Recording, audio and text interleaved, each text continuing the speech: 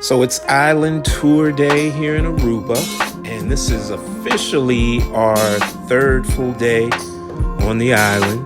I highly recommend taking island tours when you visit some of these Caribbean destinations. You get to see so much, particularly if you're not going to rent a car on your own and explore. This is Harashi Beach, and it is beautiful. All right, I have water for you. I have bottle of water. I have some cold bottle of water. So later on, when you finish thirsty, you come by me, and I will give you a cold bottle of water. I also have 2 bottles of whiskey, but that's only for the driver. You're gonna see a red and white barricade. You guys see that? And that's a turtle nest. So those big leatherback turtles, this is the season. They start laying the eggs, and in September they're gonna hatch. Right in September. So the tour company we chose is the Palm Tours, and that's pretty much because they are located in the Barcelo, which is the first resort we stayed at on our trip.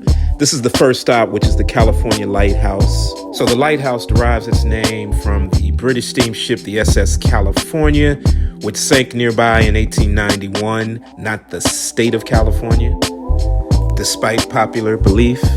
But today was a pretty busy day here at the Lighthouse. It was a couple of other tour buses that were here visiting.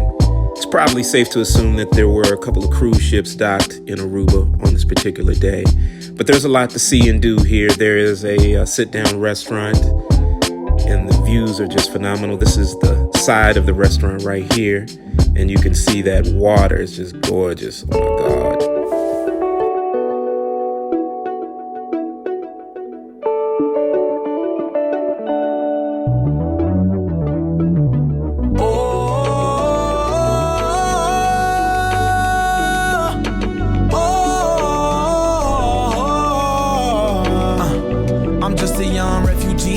Up in class, do you remember me? Dark-skinned kid with yellow teeth, ain't too much food to eat. So our next stop on the tour today is a visit to the butterfly farm of Aruba. And this is the second butterfly farm that these folks have. The original butterfly farm was founded in 1994 on the French side of St. Martin. However, due to the hurricane that hit in 2017, Hurricane Irma, that facility remains to be closed to this day. But at any rate, if you're going to visit Aruba, please check out the butterfly farm. It is a must. Hi everyone, welcome to the farm. My name is Shalene once again. I'll be your guide today. So what I'll do is just give you a very small explanation of the farm, tell you a little bit about the different types of butterflies we have in our garden. So if you have any questions later, it's completely up to you how you poke and prod my brain on that one. But in the meantime, let's just jump into it. Whenever fruit ferments, it basically turns into alcohol. So what it's doing is getting drunk. As you can see, it doesn't care that I'm near it, so I'm pretty sure it's pretty tapped out already. So personally, I would say this is where the magic is happening right now. So basically, for a caterpillar to turn into one of these chrysalis, it's first going to hide. It's going to pick a nice spot where it feels safe.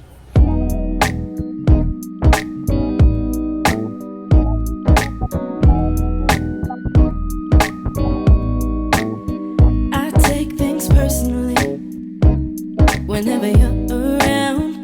You play so tough for me. You're never backing down. You always need to be teaching me something I don't seem to know. I keep on asking if I'll ever be enough, but all the while, I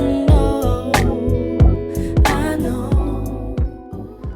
So next up on the tour is a trip to the Royal Aruba Aloe Company factory. And if you are familiar with aloe, ever used aloe, love aloe, you will definitely get a kick out of this. Ready? Okay, well, ladies and gentlemen, guys are going to start off by saying good afternoon, everyone. Good afternoon. How's everybody doing today? Everybody doing good? Yes. Okay, well, ladies and gentlemen, welcome to the Aruba Aloe Factory. My name is Tarek. For this next about 20 minutes or so, You guys are all kind of stuck with me today, all right? Sounds good? All right, so let's start right away with the first part that we have then, the beautiful field, all right? If you guys take a look at this field that we have, we actually built this field way back in 1890. All right, so the field as well as the company is already getting close to being 134 years old, which means that right now we are the oldest aloe working company to ever exist, all right? Now, we initially started working with it. You can see this was the field that we used to own. Do you have anyone here that's ever seen a yellow sap before? Maybe heard of it, by any chance? Heard of it? Most of you guys never heard of it, never seen it? Well, then I guess the easiest way that I can explain it, do we have anyone that's constipated today?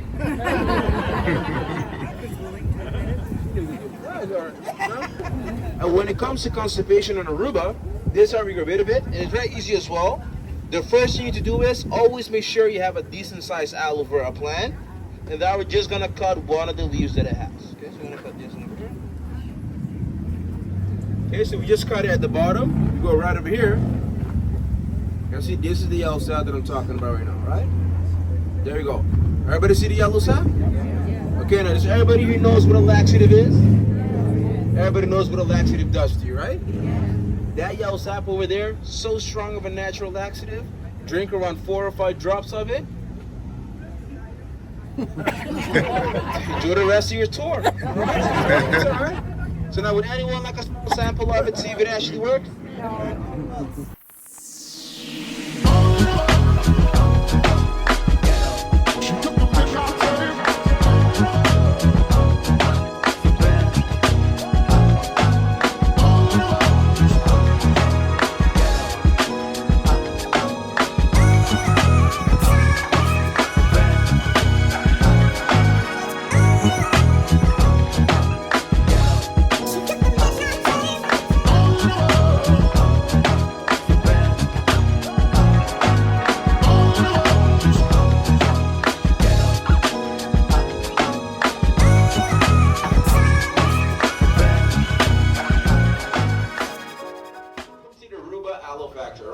Today we're actually going to show you how we do everything here. So we're going to start from the cutting part of it all the way to the labeling and the packaging. But just so you guys know, the cutting, you're not going to see it happen in life today, all right? The cutting that we have, it only happens twice a week. They have some specialized tools, but the process goes as follows. So that is the first step that we have, which is the washing. Okay, so we always start off by washing it for about 10 to 15 minutes because you always want to get rid of most of the yellow sap. And eventually, once the yellow sap starts oxidizing. So one of the things that I found interesting about the Royal Aruba factory company is that it is privately owned. And versus automating to machinery for a lot of the functionality here, they have chosen to hire local Arubians to support the local economy with jobs. Kudos. So here we are back on our nice air-conditioned bus. What I'll say about the Palm Tours is they actually give you 2 options. You can choose to tour on the comfy air-conditioned bus, or you can do the SUV route. They offer a Jeep ride, which is very bumpy and no air conditioning. But here we are at the Natural Bridge Ruins, which is our next stop.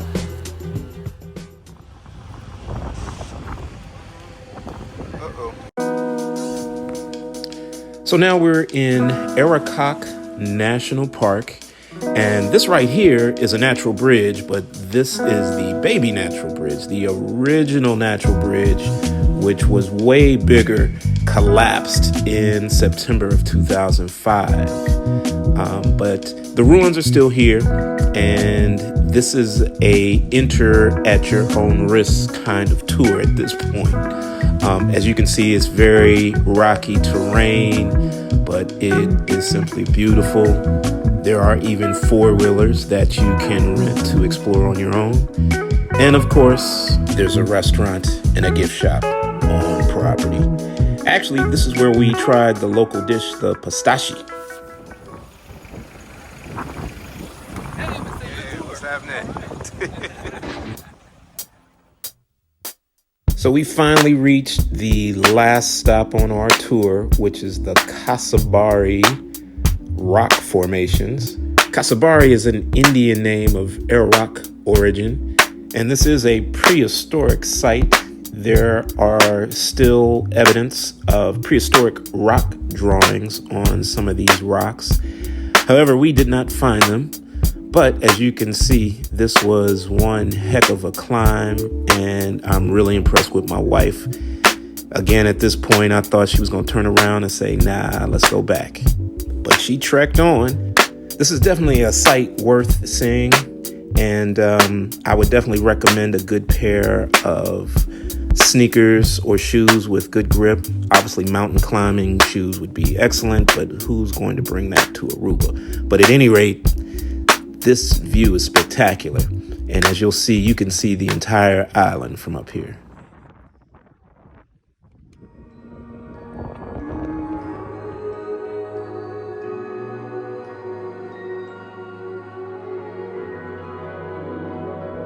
You see that mountain back there that looks like a volcano? That was Huiberg. Aruba is a volcanic island which was probably formed millions of years ago when volcanoes erupted on the floor of the ocean. And now the trek back down to the bottom.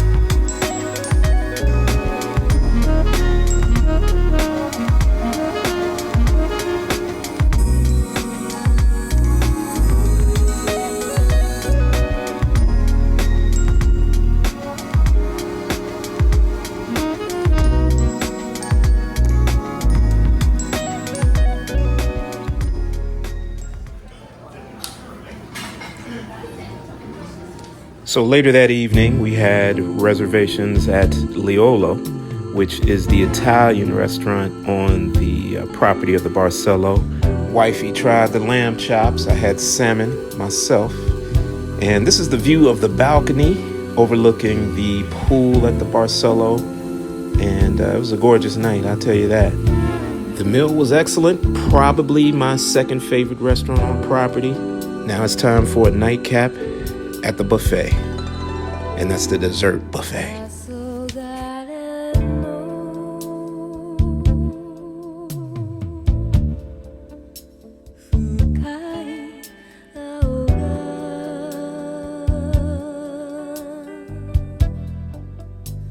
Machi